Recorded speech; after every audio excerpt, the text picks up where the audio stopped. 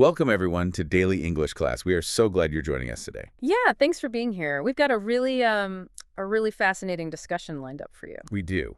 And to start, I want you to picture three things that seem to have, absolutely nothing to do with each other. Okay, I'm ready. First, a 2,000-year-old Roman coin etched with a skeleton. Second, an 80-year-old medical study. And third, a really simple 15-minute daily writing habit. Right, so on the surface, that sounds like the setup to a very strange riddle. It totally does. Yeah. But they actually all connect to answer, honestly, the single most important question a human can ask. How do we actually live a good, meaningful life before our time runs out? That's the big one, isn't it? It's the biggest one. So our mission today is to take these concepts, we're talking ancient philosophies, behavioral science, psychology, and synthesize them into a practical roadmap. A way for you, the listener, to maximize both the width and the depth of your life. And, to figure out how to truly live, we paradoxically have to start by looking at the one thing we all instinctively try to avoid. Our inevitable end.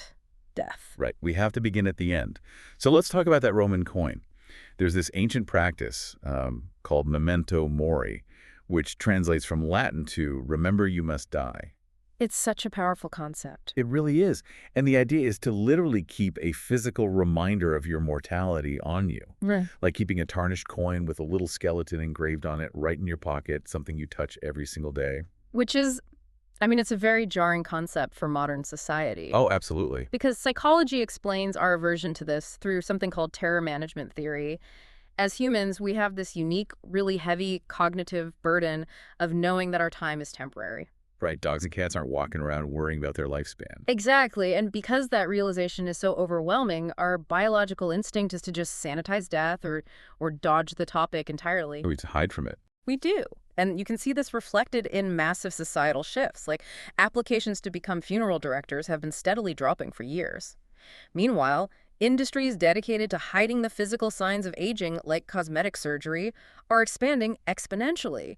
We are culturally terrified of the ticking clock. But the thing is, by looking away, we lose out on this core economic concept of temporal scarcity. Yes, scarcity creates value. Exactly. Gold is valuable because it's rare. If we walk around pretending we have an infinite supply of tomorrows, well, today feels cheap. But if we frame our lives as having a definitive, unavoidable expiration date, suddenly this very present moment becomes infinitely more precious. It forces value onto the present. And live the devil's advocate here. I hear, keep a skeleton coin in your pocket. And my immediate thought is just, crippling anxiety, not motivation. Sure, yeah, that makes sense. How does looking at a symbol of death every morning not just paralyze you with dread? Well, it's a really common psychological hurdle. But there's a framework we can use here called the astonishingly alive model. The goal isn't to be consumed by clinical anxiety. It's about initiating an ontological confrontation. An ontological confrontation. Okay, break that down for me. Basically, by facing the reality of death from a safe philosophical distance, it acts like jumper cables for the soul. Oh, I love that. Jumper cables for the soul. Right. It jolts us out of our passive routines. Because so much of modern life is spent sleepwalking through these pseudo-satisfying trances. Oh, yeah. Like scrolling on our phones for 3 hours. Exactly. Operating on autopilot, scrolling through feeds, working jobs we just tolerate, basically just trying to get to the weekend. The endless cycle. Being acutely aware of our finitude breaks that trance. It forces us to pursue a life of vitality, which gives our life width and meaning, which gives it depth. It's really the ultimate defense mechanism against reaching the end of your life and realizing you lived entirely according to other people's expectations. Wow. Okay, so the awareness of death creates the necessary urgency. It provides the container, so to speak. Yes, the container. Once we're awake to that ticking clock, the immediate question is, well, what should we actually fill that container with? What gives a life true depth? To answer that, we have to look at some of the most comprehensive data on human flourishing ever collected. There is this famous 80-year longitudinal study from a top university that started way back in 1938. 1938, wow. Yeah, they tracked hundreds of sophomores and eventually their spouses and children for decades, just observing what actually leads to a healthy, happy life. And the findings completely flip conventional wisdom on its head. Oh, totally. When researchers looked at the participants at age 50, the data points that predicted how healthy they would be at age 8, it had nothing to do with their cholesterol levels. Or their wealth, or their job title. Exactly. The number one predictor of longevity and health was their relationship satisfaction. That is just wild to me. And the underlying biology of it is fascinating. The conclusion is blunt. Loneliness kills. But it's important to understand how it kills. Because it's not just a feeling of sadness. No, chronic loneliness acts as an evolutionary alarm bell. When humans feel isolated, the amygdala, which is the brain's threat detection center, goes into hypervigilance. It thinks you're separated from the tribe and going to get eaten by a lion. Literally, yes. So your body starts pumping out cortisol and chronic stress hormones. Over a period of decades, that constant wash of cortisol creates systemic inflammation that physically erodes your cardiovascular health. So strong relationships actually act as a biological shield. Yes. But I want to expand on this because finding meaning isn't just about hanging out with friends. There's this scientific framework that divides a meaningful life into 3 distinct parts: purpose, mattering, and comprehension. Right, those 3 pillars. Yeah. So purpose is how we connect to ourselves through our unique goals. Mattering is how we connect to others, making them feel valued. And comprehension is how we connect to the broader world, finding our place in the overarching narrative, whether that's through nature or philosophy or philanthropy. I love that breakdown. Let's visualize it like a massive oak tree. Yeah. The 80-year study shows us that mattering, those deep, warm relationships, that's the taproot. It's the primary anchor, pulling in nutrients and keeping the tree from falling over in a storm. Without the root, nothing else survives. Exactly. But to grow a truly magnificent tree, you also need the trunk, which is your personal purpose. And you need the canopy of leaves reaching out into the wider ecosystem, which is comprehension. That ecosystem imagery is perfect, especially because it highlights something crucial about the brain. Mattering and relationships are deeply intertwined in protecting our cognitive architecture. Wait, our cognitive architecture, like our actual brain structure. Yeah. The emotional security provided by strong connections physically alters our brain chemistry. It reduces that toxic cortisol we mentioned earlier, which preserves the brain's white matter. Those warm relationships actually prevent the mental deterioration and memory loss we so often just accept as a normal part of aging. That is incredible. But okay, knowing that deep connection and meaning are the ultimate goals is one thing. Modern life doesn't exactly make it easy to prioritize those things. Not at all. We are constantly bombarded. Right. Emails, notifications, an endless stream of digital obligations. The noise is just deafening. Which is why finding width and vitality in life requires strategically stripping away that noise. This brings us to the concept of essentialism. The disciplined pursuit of less. Precisely. And the history of how we view importance is incredibly revealing here.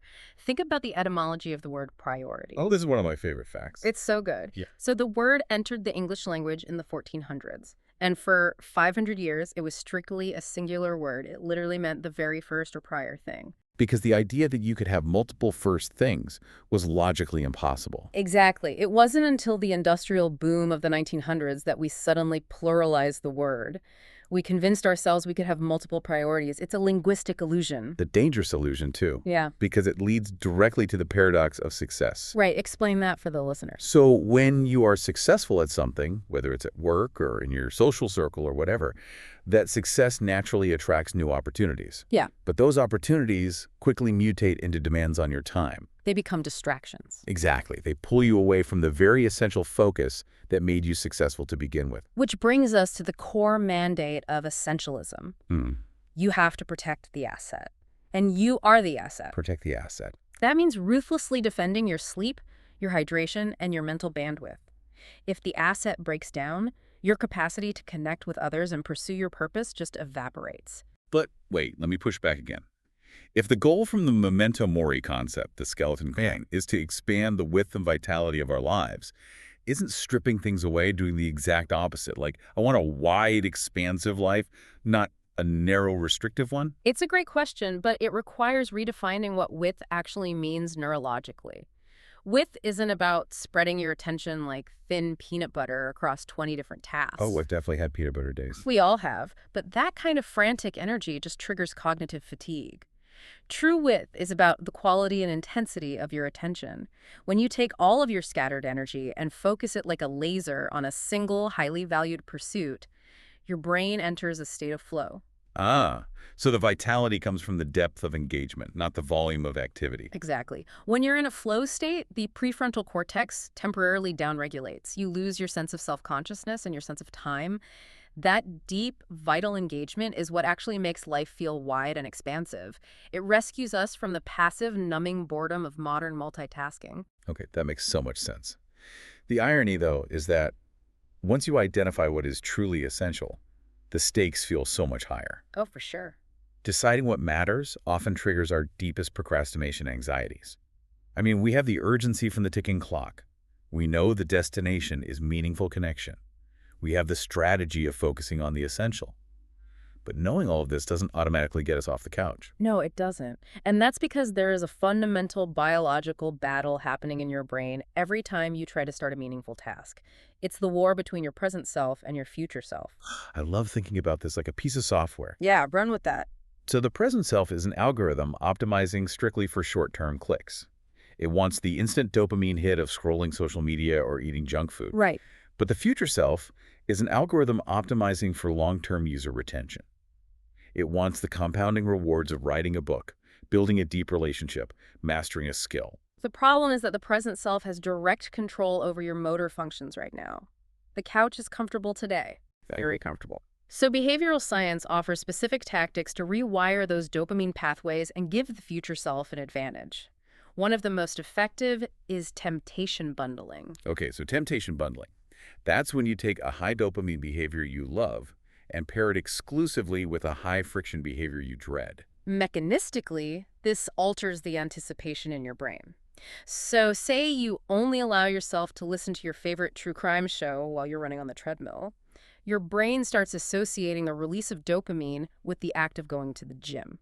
You are literally hacking your brain's reward center. That's brilliant. And another powerful tactic is using commitment devices. You make decisions today that physically restrict the options of your present self tomorrow. Like buying single-serving snacks so you literally cannot binge eat. Or using an app blocker that shuts down your web browser at 9 p.m. You're building guardrails for your own attention. Exactly. But honestly, the most profound barrier is often just the sheer friction of starting. When we look at a massive, essential project, the amygdala perceives that cognitive effort as a threat and urges us to avoid it. Right, it's too big, too scary. Which is where the 2-minute rule becomes essential. You shrink the habit down until it takes less than 2 minutes to execute. Okay, give me an example. Don't commit to running 5 miles. Commit to tying your running shoes. Don't commit to writing a chapter.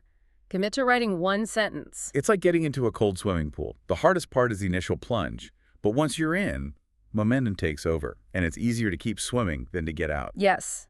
And there's this incredible historical anecdote that perfectly illustrates this. There was a very famous 19th century author who published 47 novels, and he did it while working a demanding full-time day job as a postal inspector. 47 novels. Wow. While working full-time. Yeah. He didn't wait for a 3-month sabbatical or a sudden burst of divine inspiration. His entire method was built on writing just 250 words every 15 minutes. Wow. 250 words. That's nothing. He intuitively understood how to bypass the brain's threat response. A novel is terrifying. 250 words is manageable. By reducing the friction of the starting line, momentum takes over. And what's brilliant about his approach is how it synthesizes everything we've been talking about. He was practicing essentialism by single tasking. He wasn't trying to write while answering letters.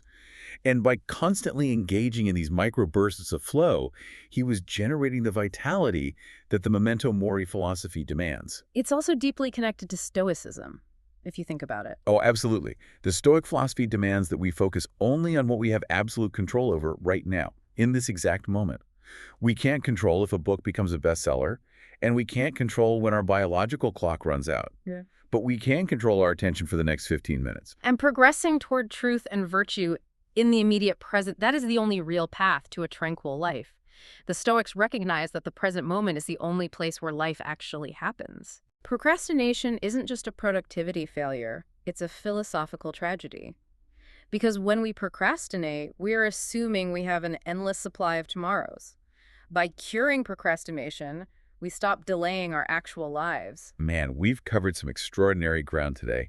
We started by looking the Grim Reaper right in the eye, understanding that acknowledging our mortality isn't morbid, it's the necessary spark to wake us up from the trance of everyday life. Yeah, it really is. We explored the 80 years of data, proving that our physical survival and our cognitive health depend on the depth of our warm relationships.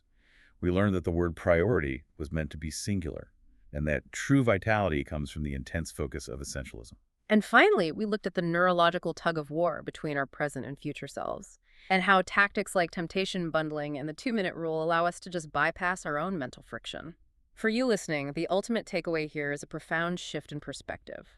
Your time is your most scarce, non-renewable resource. The only thing you can't buy more of. Exactly. And the frameworks we've unpacked today, they aren't just abstract ideas. They are a behavioral toolkit. Every time you reduce the noise or prioritize a relationship or shrink a task down to 2 minutes, your present self is laying down a brick to build a beautiful, meaningful reality for your future self. But, if you successfully use all these tools to master your time, deepen your relationships, and focus on the essential, a really fascinating new dilemma emerges. Ooh, what's that? What happens when your future self finally becomes your present self? Do we ever reach a point where we are allowed to put the tools down, stop optimizing, and simply be in the beautiful house we've built? Or is the pursuit of meaning an endless horizon that always requires us to keep building? That is, wow, that's a heavy question. Definitely something to think about the next time you feel a skeleton coin in your pocket. For sure.